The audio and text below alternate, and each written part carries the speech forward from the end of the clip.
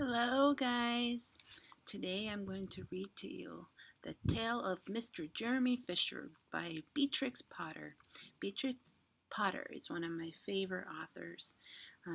I was able to get this book for free on the iTunes library, so if you guys have an iPad, um, you can ask your mom or dad or grandma to get this for you because it's free. I think all the Beatrix Potter books are free. All right, so the tale of Mr. Jeremy Fisher. Once upon a time, there was a frog called Mr. Jeremy Fisher. He lived in the little damp house amongst the buttercups at the edge of the pond. The water was all slippy and sloppy in this ladder in the back passage, but Mr. Jeremy liked getting his feet wet. Nobody ever scolded him, and he never caught a cold. He was quite pleased when he looked out and saw large drops of rain splashing in the pond. "I will get some worms and go fishing and catch a dish of minnows for dinner." What do you guys think minnows is? I'm thinking they're worms or bugs because frogs like that, said Jeremy Fisher.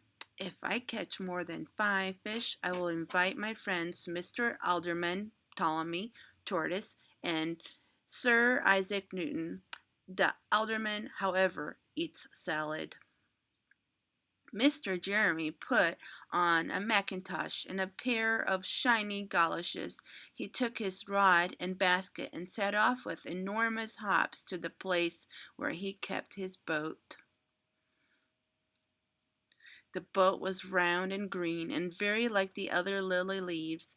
It was tied to the water plant in the middle of the pond. Mr. Jeremy took a reed pole and pushed the boat out into the open water. "I know a good place for minions," said Mr. Jeremy Fisher. So we're going to see if that's a worm or not. Mr. Jeremy stuck his pole into the mud and fastened the boat to it. Then he settled himself cross-legged and arranged his fish tackle. He had a dearest little red float. His rod was a tough stalk of grass. His line was a fine long white horsehair, and he tied a little wriggling worm at the end. The rain trickled down his back, and for nearly an hour he started at float. "This is getting tiresome. I think I should like some lunch," said Mr. Jeremy Fisher. He punted back again amongst the water plants and took some lunch out in his basket. "I'll eat butterfly sandwich and wait till the shower is over," said Mr. Jeremy Fisher.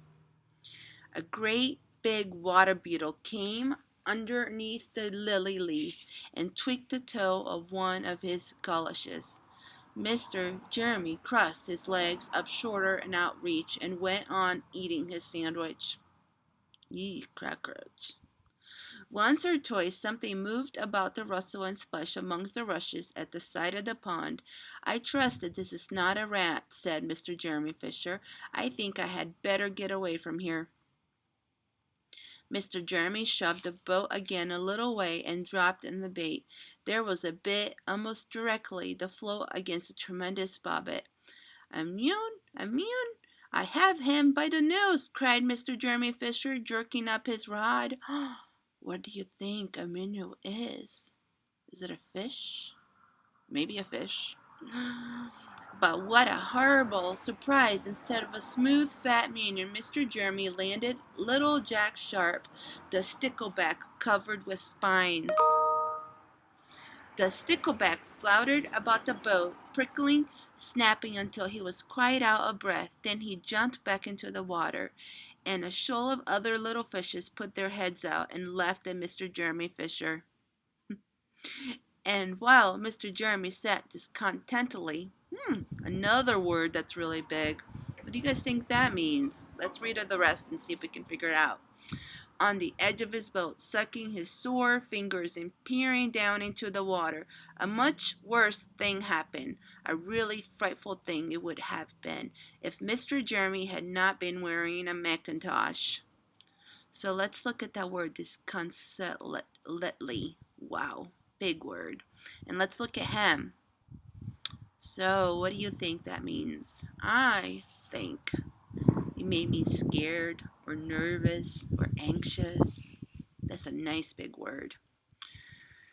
A great big enormous trout came up, kerple flop with a splash, and it seized Mr. Jeremy with a snap. Ow, ow, ow! And then it turned and dived down the bottom of the pond. But the trout was so displeased with the taste of Mackintosh that in less than half a minute it spat him out again, and the only thing swallowed was Mr. Jeremy's goloshes. Mr. Jeremy bounced up to the surface of water like a cork and bubbles out of soda bottle, and he swam with all his might to the edge of the pond. He scrambled out on the first bank he came to, and he hopped home across the meadow with his mackintosh all in tatters. What a mercy there was not a pike, said Mr. Jeremy Fisher. I have lost my rod and basket, but it does not much matter, for I am sure I should never have dared to go fishing again. He put some sticking plaster in his fingers, and his friends both came to dinner. He could not offer them fish, but he had something else in the larder. Sir Isaac Newton wore his black and gold waistcoat.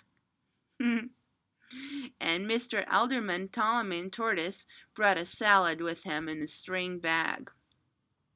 And instead of the nice dish of minions, they had a roasted grasshopper with ladybird sauce with frogs, and consider a beautiful treat, but I think it must have been nasty.